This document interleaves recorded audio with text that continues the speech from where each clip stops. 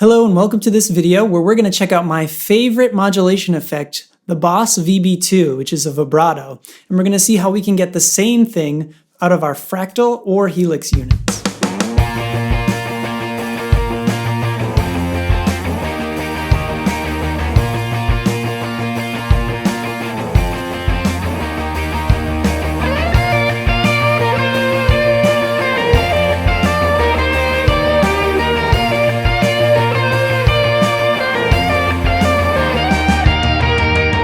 Okay, so we're talking about the Boss VB-2, which is a vibrato effect. It's a type of effect that can be used when you want some sort of modulation, but maybe you don't want a chorus, you want a little bit of a different flavor, or maybe you're worried about it getting muddied up by a chorus effect, and you want it to still be able to stand out in a mix. I find that the vibrato effect is something that I can even use on lead lines, and it'll still pop out above the rest of the band, as you heard in the song at the top of this video.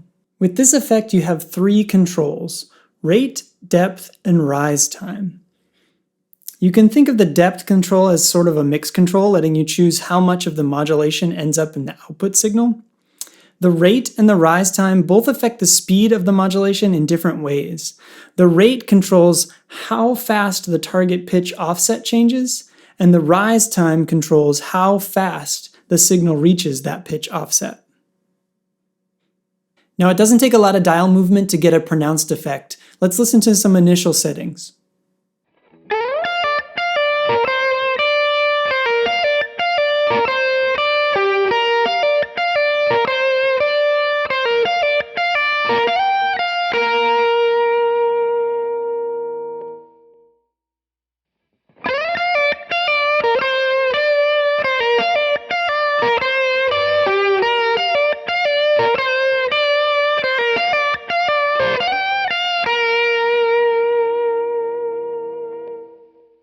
Okay, so hopefully that sounds cool and you want to try it out.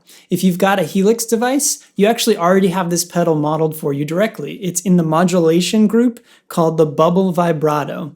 I've actually set up a test where we can do an A/B comparison. The first snapshot is clean, the second snapshot has the model in the Helix of the VB2, and in the third snapshot, I've set up the effects loop with an actual VB2 pedal in the loop so that we can compare directly.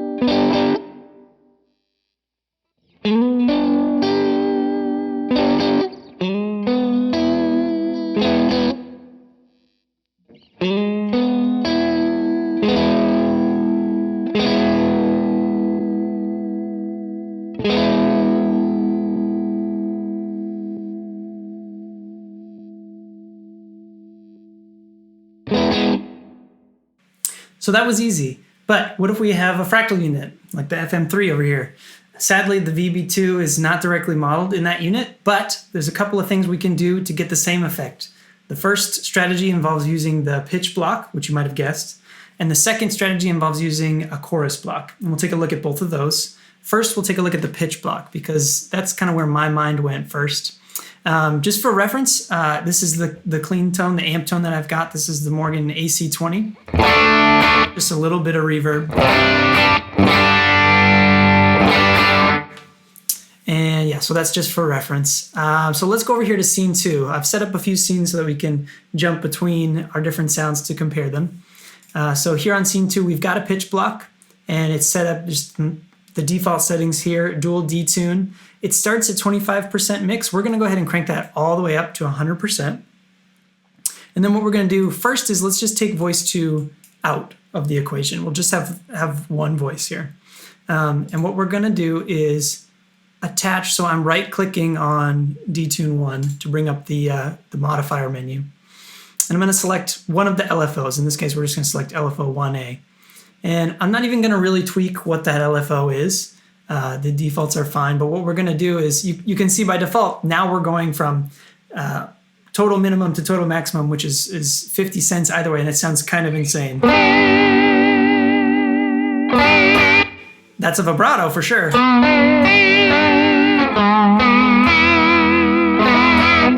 But it's a little extreme. So what we can do very simply is dial this back. And again, use your ears. If it sounds good, it is good. That's the mantra of this channel.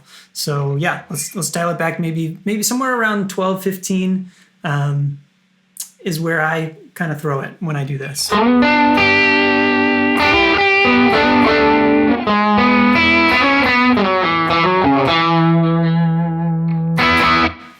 So yeah, you can hear that is doing the thing. It's doing the vibrato thing, maybe even a little more extreme, just for effect, since we're talking about this.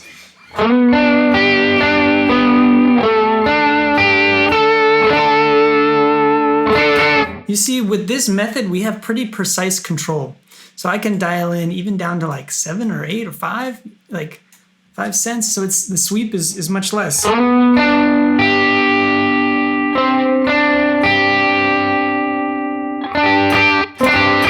So you have a lot of control here with the pitch block method to dial it in to taste. We're going to go a little crazy. I'll bring it back up to about 12. Now the other control you might want to play around with in the pitch block here in the modifier menu is the slope. Now this is going to do a similar sort of thing to like the rise time-ish. You'll notice right now it's linear. It's just over time as the LFO cycles. There is a constant speed, right? Because the graph is linear there. But watch what happens if we crank the slope down. Now we're getting more time in the middle, right? It's slowing down as it reaches center. So we're getting less of the extreme pitch bend.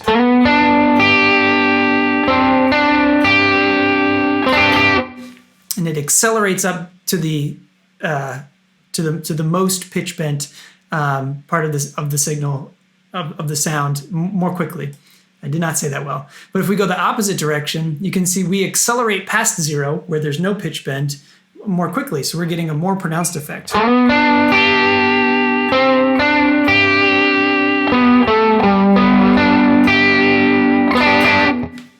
So play around with that to taste.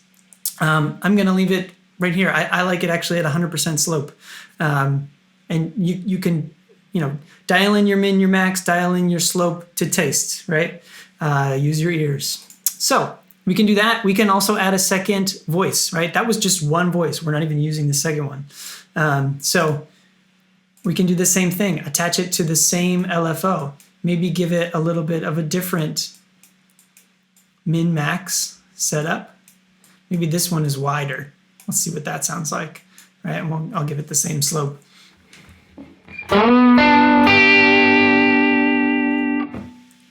Once we add in our voice here, we can hear the difference.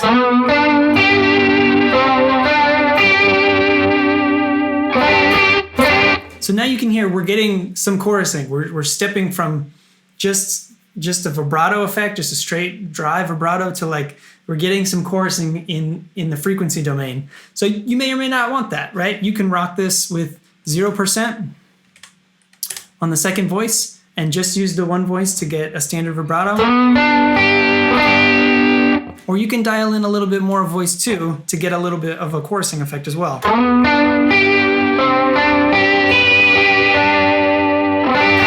Now, 2 more things I'll say about the pitch method.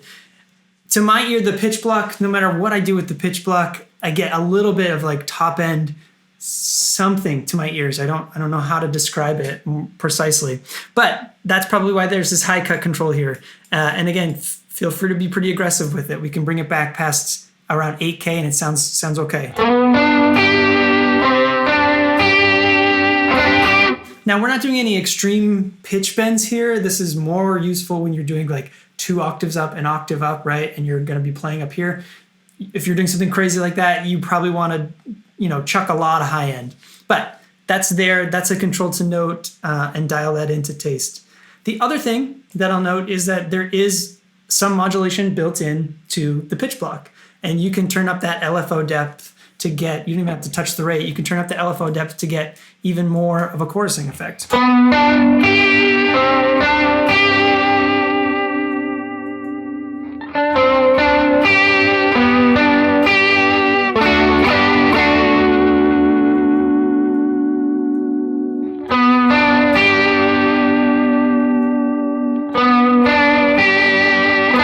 You can hear that's pretty extreme because we have dialed in a fairly extreme pitch bend, but just wanted to note that you have some extra options here that's kind of in the same vein if you wanted to add something a little bit extra to what we're doing here.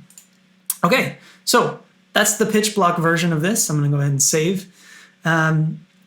There's another way to do this though, and that is using the chorus block. So what we're gonna do is load up our chorus block here, and we're going to switch the type to Japan CE2. Now this is the Boss CE2, which is a chorus pedal. Obviously, it's in the chorus block. Why are we doing that? Well, the CE2 and the VB2 both use what's called a bucket brigade device. And if you know a little bit about gear even, you would have heard that term before. That's an analog device that's used to create delay lines. And it's also used to create a chorusing effect in the CE2, and it's also used in the VB2 to give you that vibrato effect. So we can tweak the settings of the CE2 to get a similar effect to what the VB2 is doing. Now, full credit to Yek on the Fractal forums for posting these initial settings that got me started doing this a few years ago. So once again, we're gonna bring the mix up to 100%. And then there's a couple of different ways we can do this. One is with auto depth on low. We're gonna show you how to do this with auto depth off first. And it's actually really pretty simple. I'm gonna bring the delay time way down. And then this is gonna sound, we're gonna bring the rate up a little bit just because I know I want it somewhere around here. Now this is gonna sound insane first. We're gonna bring the depth all the way down. I won't make you listen to that. You're not really hearing anything, right? As we crank up the depth even a couple percent,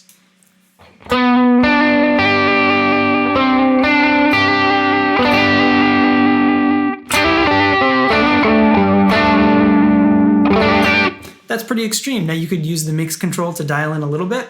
It doesn't take a lot of depth with the auto depth low to get a pronounced effect. Now the reason we're doing it this way with auto depth, the advantage to doing it with auto depth off is auto depth low involves turning up the delay time a little bit, and that's going to introduce latency because we have mix at 100%. Now, it's not going to be a lot of latency. It'll probably be fine, unless you're Steve Vai. If you're Steve Vai, thank you for watching.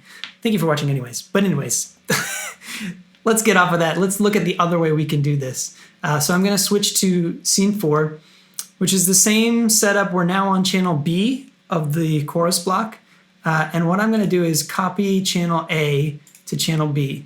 So now we've got the same settings as before, but we're gonna turn auto depth to low.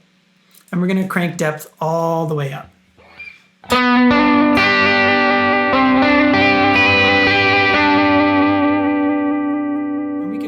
we can play with the delay times and the depth to get more or less of that effect.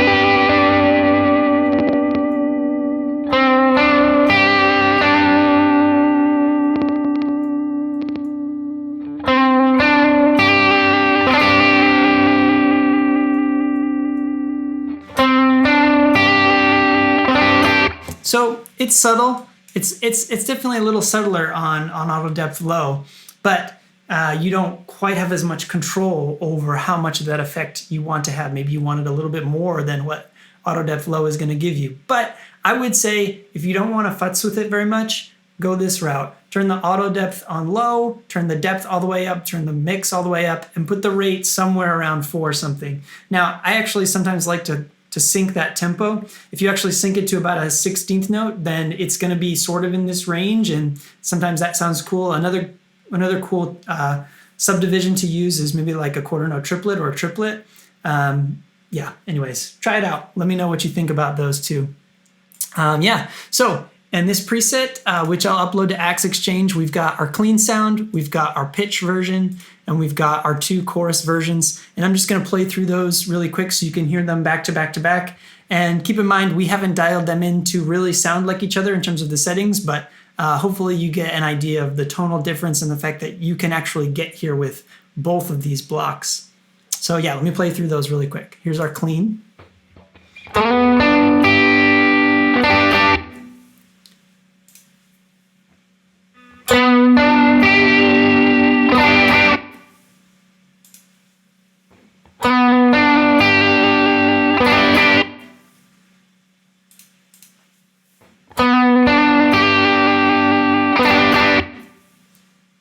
So that's pretty cool. We can get this vibrato effect using either the chorus block or the pitch block.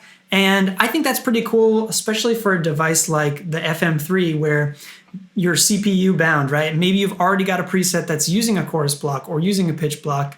You can use another channel of those blocks to add this effect into that preset without adding any more CPU. So I hope you enjoyed this video. Thank you so much for watching. I will upload this fractal preset to Axe Exchange for you to download.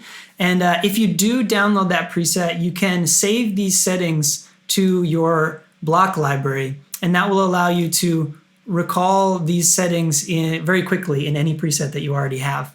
Yeah, so if you do download it and try it out, please let me know. Please let me know in the comments which version of this you liked the best, which sounded the best to you. And yeah, just use your ears to dial it in to what sounds good to you. Remember, if it sounds good, it is good. Thanks.